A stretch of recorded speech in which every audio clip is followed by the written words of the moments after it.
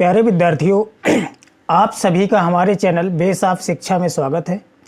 पिछली क्लास में आप लोगों ने कंप्यूटर का इंट्रोडक्शन व कुछ ओवरव्यू देखा था।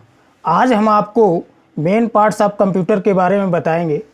अगर किसी विद्यार्थी ने पिछली वीडियो को नहीं देखा तो पहले पिछले वीडियो को देख ले, उसके बाद ये दूसरी क्लास है, इसको देखें।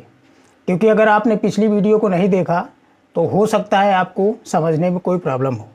चलिए हम आपको समझाते हैं मेन पार्ट्स ऑफ कंप्यूटर क्या होते हैं। जैसा कि आप देख पा रहे हैं, input unit, output unit, memory unit, arithmetical and logical unit, control unit. ये 5 पॉइंट जो आपको दिख रहे हैं ये मेन पार्ट्स ऑफ कंप्यूटर होते हैं। अब हम एक एक पॉइंट के बारे में आपको डिटेल से समझाते हैं। देखिए, ये आर्किटेक्चर ऑफ कंप्यूटर दिया हुआ है। ये सीपीयू के अंदर बना हुआ एक आर्किटेक्चर है। ये किस तरीके से कार्य करता है इसके बारे में हम आपको समझाते हैं। ध्यान से समझिएगा कि जब हम इनपुट यूनिट से किसी डेटा को सीपीयू के अंदर भेजते हैं तो सबसे पहले डेटा सेंट्रल प्रोसेसिंग यूनिट, जिसे सीपीयू बोलते हैं, वहाँ पहुँचता है। वहाँ पहुँचने के बाद कंट्रोल यूनिट में जाता है। कंट्रोल यूनिट सारे इंस्ट्रक्शन को कंट्रोल करता है। किस इंस्ट्रक्शंस को पहले प्रोसेस कराना है, किसको बाद में कराना है, सारी चीज़ों का कंट्रोल यूनिट ही करता है। और उसके नीचे दिया हुआ है arithmetic and logic unit. Arithmetic और लॉजिक यूनिट में मैथमेटिकल क्रियाएं होती हैं, जैसे गुणा हो गया, भाग हो गया, जोड़ना हो गया, घटाना हो गया, और दो संख्याओं का आपस में कंपैरिजन यानी तुलना कि एक संख्या दूसरे से छोटी है या बड़ी है इसके बारे में, या फिर क्या ये संख्याएं आपस में बराबर हैं, इनका प्रोसेस करवाते हैं।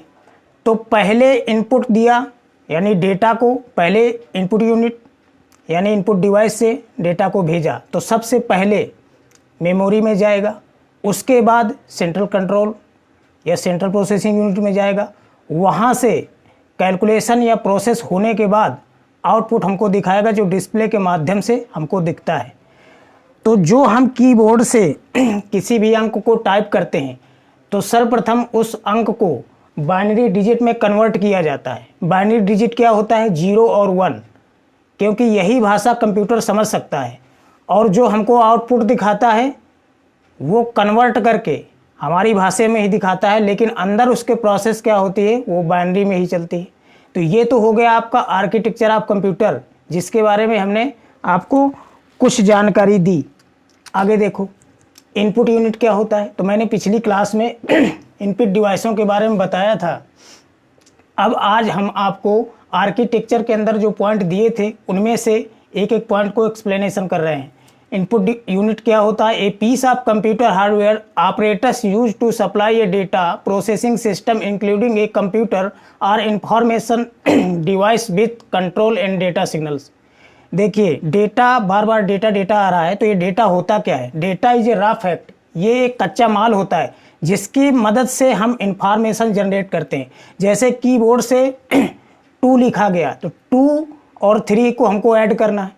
2 और 3 को ऐड करेंगे तो 5 आएगा। तो 2 और 3 क्या है? ये डेटा है। और जब सीपीयू के अंदर ये गया तो इसका प्रोसेस हुआ। प्रोसेस होने के बाद जो 5 हमको मिला ये आउटपुट है।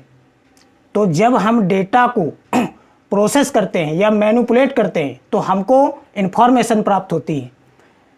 तो इनपुट यूनिट से क्या होता है? हम सिर्फ डेटा को इंटर करते हैं। A piece of computer hardware operators use to supply a data processing system including a computer और information device with control and data signals. तो इनपुट यूनिट में क्या होता है? सिर्फ हम डेटा का सप्लाई करते हैं जो सीपीयू के अंदर पहुंचता है। एग्जाम्पल के तौर पे माउस हो गया, कीबोर्ड हो गया, स्कैनर हो गया, joystick and digital camera. Input devices image में दिखाई जा रहे हैं। माउस, कीबोर्ड, जॉयस्टिक, इसको आप देख लीजिए, light pen, touch pad, microphone, track ball, scanner, digital camera.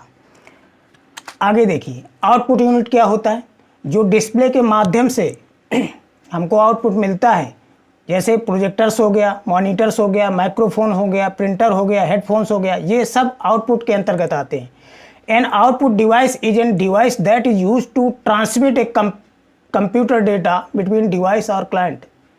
N output device is any device, output device में कोई भी डिवाइस हो सकती है, जैसे projector, monitor, microphone, printer, headphone. तो ये क्या करता है, that is use to transmit a computer data between device और क्लाइंट, यानी डिवाइस और क्लाइंट के बीच में ये डेटा को दिखाता है।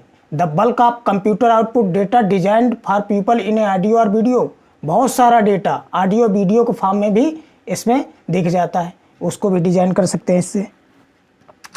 देखिए आउटपुट डिवाइस है, वेब कैम हो गया, स्पीकर हो गया, माइक्रोफोन, मॉनिटर, प्रिंटर, हेडफोन, ये आउटपुट डिवाइस है। अगला देखिए सीपीयू। सीपीयू को ही कंप्यूटर का हृदय बोलते हैं। पेपर में क्वेश्चन आता है कि कंप्यूटर के हृदय को क्या कहते हैं, सीपीयू। इसका full form central processing unit होता है। ये central processing unit also called a central processor, main processor और just processor is the electronic circuitry that execute instruction. इसका काम होता है इंस्ट्रक्शन को एग्जीक्यूट कराना।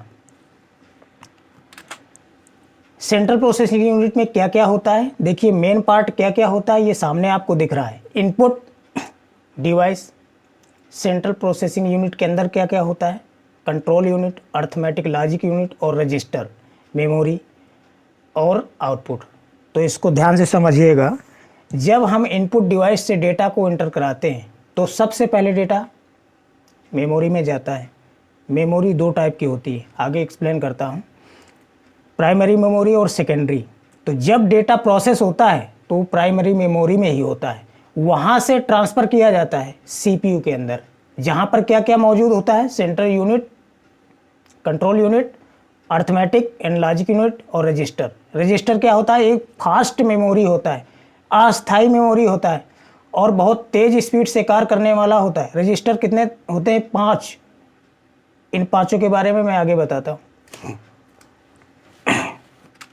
देखिए रजिस्टर होता क्या है, registers are high speed storage area in the CPU. All data must be stored in a register before it can be processed. कोई भी इंस्ट्रक्शन प्रोसेस होने के पहले वो स्टोर कहाँ होता है, रजिस्टर में। टाइप्स ऑफ रजिस्टर्स, जो इस सीपीयू के अंदर रजिस्टर लगे होते हैं उनमें कितने टाइप होते हैं, देख लीजिए। MAR stand for memory address register, hold the memory location of data that need to be accessed. जिस डेटा को हमें एक्सेस करना है उसकी लोकेशन को होल्ड करके रखता है MAR register. MDR memory data register, hold data that is being transferred to or from memory, कहाँ से आ रहा है ये ट्रांसफ़र होके उसके एड्रेस को होल्ड करता है। AC accumulator, where intermediate arithmetic and logic circuit results are stored. ये कहाँ पर इंटरमीडिएट का कार्य करता है, अर्थमेटिक और लॉजिक स्टोरेज के बीच में। PC क्या होता है, प्रोग्राम काउंटर होता है। Contain the address of the next instruction to be execute, जो नया इंस्ट्रक्शन एग्जीक्यूट होने वाला है उसको होल्ड करके रखता है। CIR current instruction register, contain the current instruction during process, जो करंट में रन हो रहा है उसके एड्रेस को होल्ड करके रखता है। मेमोरी यूनिट, उसी में मेमोरी यूनिट दिया हुआ था सीपीयू के अंदर। तो देखिए मेमोरी में कोई भी डेटा स्टोर होता है, मेमोरी दो टाइप की होती है, प्राइमरी मेमोरी और सेकेंडरी मेमोरी। प्राइमरी मेमोरी में रैम उसका एग्जाम्पल है और रैम भी कई टाइप की होती है। सेकेंडरी मेमोरी में रोम उसका एग्जाम्पल है। तो देखिए रैम क्या होता है, रैम में आप रीड कर सकते हैं और राइट भी कर सकते हैं, यानी पढ़ भी सकते हैं और लिख भी सकते हैं, और इसको वोलाटाइल मेमोरी भी कहते हैं। एग्जाम में आता है वोलाटाइल मेमोरी किसे कहते हैं। वोलाटाइल का मतलब क्या होता है कि जब तक पावर सप्लाई होगी तब तक तो डेटा स्टोर रहेगा, जैसे ही पावर सप्लाई बंद होती है डेटा चला जाता है, इस वजह से इसे वोलाटाइल मेमोरी कहते हैं। रोम क्या होता है, वनली रीड, जब इस मेमोरी को बनाया जाता है, मैन्युफैक्चर किया जाता है, उस समय में ही इसमें कई सारे प्रोग्राम इंस्टॉल कर दिए जाते हैं और उसको सिर्फ रीड कर सकते हो, राइट नहीं कर सकते। इसी वजह से नॉन वोलाटाइल, यानी कि पावर ऑफ होने के बाद भी इसमें डेटा बना रहता है। रोम में उपस्थित प्रोग्राम बायोस कहलाते हैं। आपने बायोस का नाम सुना होगा। तो रोम में जो पहले से प्रोग्राम स्टोर कर दिए जाते उन्हें ही बायोस बोलते हैं। BIOS stand for basic input output system. BIOS का फुल फॉर्म क्या होता है? Basic input output system. ROM एक सेमीकंडक्टर चिप है। धन्यवाद। आज की क्लास में बस इतना ही। आगे मिलते हैं नेक्स्ट क्लास में।